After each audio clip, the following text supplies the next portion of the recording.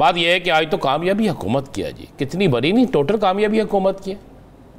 आज कुछ लोगों ने इसे सियासी लोगों ने मुख्तलिफ इस पर आरा दी हैं, कुछ लोगों ने इसे कुछ कहा है कुछ कहा है, हम नहीं कह सकते वो चीज़ें। लेकिन एक चीज़ तो बड़ी क्लियर है यासिर साहब, छांगा मांगा की सियासत देखने को मिलेगी। अब ये पता चलेगा कि ज़मीरों के सौदे किस तरह होते हैं, अब पता चलेगा कि ईद से पहले बकर मंडी किस तरह लगती है, अब पता चलेगा कि कौन कितने में बिकता है, किसका ज़मीर किस तरह जागता। अच्छा आपको एक बात बता दूँ, जितने अरकान असम्बली हैं इसमें सिर्फ ज़मीर जागेगा ना अगर, क्योंकि इसको ज़मीर का नाम दिया जाता है ना, चाहे वो सादा ज़मीर हो चाहे वो किसी और टाइप का ज़मीर हो, नाम इसको ज़मीर का दिया जाता है। और हमेशा ऐसे वक्त में ज़मीर जागता है अपोजिशन के लोगों का। हुकूमत के अंदर बैठे किसी शख्स का ज़मीर नहीं जागता, हुकूमती इत्तेहाद में बैठे किसी शख्स का ज़मीर नहीं जागता, इसलिए कि उनको तो मिलना ही कुछ नहीं। ज़मीर जागता कुछ मिलने से, कोई ठीक ठाक कुछ मिलने से ना। लेकिन राणा साहब ये छांगा मांगा वाला काम सस्ता नहीं है, अब तो बहुत और चीजें हैं। तो तुसी कहने पल्लियों देने ने, आपने पल्ले से देने हैं, आपकी तो हुकूमत ने देने हैं यार, यहाँ बड़े सियासतदानों ने देने हैं। मेरी बात शायद आप समझे नहीं, मैंने कहा कि छांगा मांगा वाला तो बड़ा सस्ता रेट हुआ करता था, बाद में सिंध हाउस वाला आया, तो अब कौन से वाला है भाई? आप जो होगा ना वो पंजाब हाउस वाला होगा। अच्छा, सीधी सी बात है ना, वो जो पहले बंदे थे उन्होंने खुद इकरार किया कि हम पंजाब हाउस में थे। पंजाब हाउस वाला होएगा, पंजाब हाउस नहीं होगा मरी वाला होगा, मरी वाला नहीं होगा तो स्वाद की तरफ अब ये जा नहीं सकते, तो ज़ियारत वाला हो जाएगा, किसी ना किसी जगह वाला तो होगा ना, जहाँ से त्यारे में बासानी या गाड़ी में बासानी लाया जा सके। ये हो ही नहीं सकता कि ना हो। मैं तो मेरे देखें फैसला हो गया, सुप्रीम कोर्ट का फैसला हम भी तस्लीम करते हैं, मनोदन तस्लीम करते हैं, फैसले का वक्त ठीक नहीं है, ये बात बड़ी क्लियर है। लेकिन मेरे 3 सवाल हैं, इसका मुझे आप जवाब दे दें क्योंकि आप समझदार तरीन आदमी हैं। अहलियत तो सर इतनी है ही नहीं। मैंने कल भी एक बात कही थी, नहीं आपकी तो इतनी अहमियत आप सोच नहीं सकते, आपको नहीं ना पता। अच्छा ये मुझे बता के जाना है, पता नहीं है ना आपकी अहमियत बता के जाना है।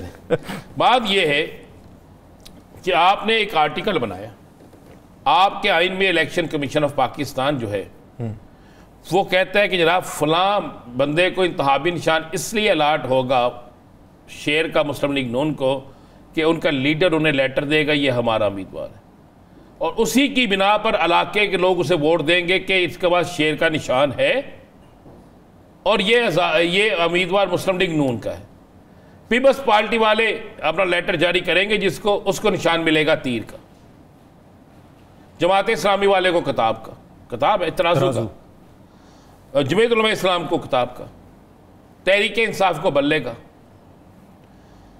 ये निशान क्यों दिए जाते हैं? कि उस हलके के रहने वाले लोगों को पता हो कि हमारा उम्मीदवार कौन है, ये है, और हमारे उम्मीदवार का नजरिया, हमारे उम्मीदवार का मंशूर ये है, और हम इसे इस नजरिए पर पीपल्स पार्टी से बेहतर, नून लीग से बेहतर, जमीयत उलमा इस्लाम से बेहतर, जमात इस्लामी से बेहतर समझकर इसे वोट दे रहे हैं। इसी तरह नून लीग वाले को वोट मिलता है जनाब इससे तहरीक इंसाफ से बेहतर, पीपल्स पार्टी से बेहतर, जमात इस्लामी से बेहतर, जमीयत उलमा इस्लाम से बेहतर। जमीयत उलमा इस्लाम वाले को भी इसी तरह वोट मिलता है, जमात इस्लामी वाले को भी इसी तरह वोट, तमाम लोगों को इसलिए मिलता है कि ये उनसे बेहतर है। अब उसका जाती वोट कितना होगा? जाती वोट उसकी फैमिली के होंगे, उसके रिश्तेदारों के होंगे। वो लेता है 1,25,000, 2,25,000, 1,60,000 या 70,000। वो वोट किसके होते हैं? वो वोट होते हैं उन लोगों के जो उस सियासी जमात पे एतबार करते हैं जिसका टिकट या जिसकी हमायत उसे हासिल होती है। अब उस सियासी जमात वो कहती है कि जनाब ये पानी की बोतल पीनी है, तो इसका मतलब है आपने इस पे अमल करना है। अगर सियासी जमात कहती है नहीं पीनी तो आपने इस पे अमल नहीं करना, आपको उसकी बात माननी पड़ेगी, क्योंकि आप अपने जाती वोट बैंक से नहीं, आप पार्टी के टिकट से, पार्टी के वोट बैंक से, पार्टी की हमदर्दी से, पार्टी के मंशूर से, पार्टी के आइन से उसके तहत आप मुंतहिब हो के आए हैं। तो अब आकर आपका अचानक ज़मीर जाग जाए तो सबसे पहले आप ये करें कि ज़मीर जागने से पहले आप इस्तीफा दें। इस्तीफा दे के जनाब मैं आज़ाद जीत के आऊँगा, आज़ाद जीत के आने के बाद मैं अपनी मर्जी से वोट दूंगा, फिर तो ठीक है, फिर मुझे बताएं, फिर बिल्कुल ठीक है। ये क्यों नहीं मेरी मोअज़्ज़ज़ अदलिया समझती, ये क्यों नहीं मेरी मोअज़्ज़ज़ अदलिया जो है वो जानती, ये मेरी मोअज़्ज़ज़ अदलिया क्यों नहीं कहती? मेरी अदलिया कहती है कि ये किस तरह हो सकता है हम तनहा लेते हो और हम काम ना करें। मेरी मोअज़्ज़ज़ अदलिया कहती है कि किस तरह हो सकता है कि 5 रुकनी बेंच जो है वो हम ना बनाए, केस ना सुने। तो फिर मेरी मोअज़्ज़ज़ अदलिया को जब अपने कवानीन का पता है, जब अपने कानून वो जानते हैं, जब अपने आइन को वो जानते हैं, जब अपने वो फैसले अक्सरियती फैसले को मानते हैं, अक्सरियती फैसले को मानते हैं ना, कभी ये तो नहीं हुआ कि एक जज ने कहा यस, 4 जज ने कहा नो, तो फिर यस वाला नहीं माना जाएगा, नो वाला माना जाएगा, यस वाले का फैसले में लिखा जाएगा, यही होगा ना। तो फिर क्यों नहीं इसको मानते कि इस शख्स को मुंतखब किया है अवाम के वोटों ने, आप उस शख्स को कहें ठीक है भाई 363 है बिल्कुल लागू नहीं होती, लेकिन शर्त यह है जा एक दफा अपने हल्के में जाके वो हल्के में रेफरेंडम करा ले एक दिन के लिए, लोग कहते हैं यस ये जो फैसला करेगा मंजूर है, ठीक है मंजूर है। आपने एक इजाजत नहीं दी, आपने पाकिस्तान के उन तमाम वोटर्स के गले पर छुरी फेर दी है जिन्होंने मुख्तलिफ सियासी जमातों के लोगों को उसके मंशूर के मुताबिक मुंतखब करके भेजा था। और आप यहाँ पे खुशियाँ मना रहे हैं, जश्न मना रहे हैं, मिठाइयाँ तकसीम कर रहे हैं कि हमने बहुत बड़ा कर लिया। मैं उमर अता बंदियाल साहब के फैसले को भी गलत कहता हूँ, जो पहले था वो भी उस वक्त गलत फैसला, गलत टाइम पे फैसला था, और आज का फैसला भी गलत टाइम पे फैसला है। बात यह है कि आप जहाँ ये एक फैसला कर दें कि इस मुल्क के अंदर जमाती इंतखाबात नहीं होने, आप फैसला कर दें कि लोगों ने ज़ाती हैसियत से इलेक्शन लड़के आज़ाद आना है, फिर उन्हें आज़ाद आने वालों को आप दें तरजीहात कि जिसको मर्जी वोट डालो भाई, क्योंकि तुम अपने डंडों पे आए हो, तुम अपने जोरे बाजू पे आए हो, तुम्हारे पास अपनी ताकत है, लोग तुम पे एतबार करते हैं, लोग तुम्हारे वादों पे एतबार करते हैं, लिहाजा तुम जिसको वोट दोगे लोग तुम्हारे पीछे खड़े होंगे। अब वो 5 लोगों के ज़मीर बिक जाते हैं, 10 लोगों के ज़मीर बिक जाते हैं, आप वोट उनका कास्ट कर लेते हैं, उनको डिस्क्वालीफाई कर देते हैं, लेकिन उनके वोट कास्ट होने से एक बड़ा नुकसान हो जाता है, उसकी कीमत कौन भरेगा? कौन भरेगा यासिर साहब? मुल्क को कौम भरेगी, मुल्क को कौम भरेगी। तो नहीं मरेगी ना, लेकिन उसकी सजा फिर किसको मिलनी चाहिए? ये भी हिम्मत करके कुछ कह दें, कुन्ने बन के बैठे ना रहा करो, कुछ बोल भी लिया करो, कोई कुछ नहीं कहता था। सर मैं नहीं बोल सकता, जो बोल सकते हैं उनका मैं तारुफ करवा देता हूँ, बोलने वाले आ गए।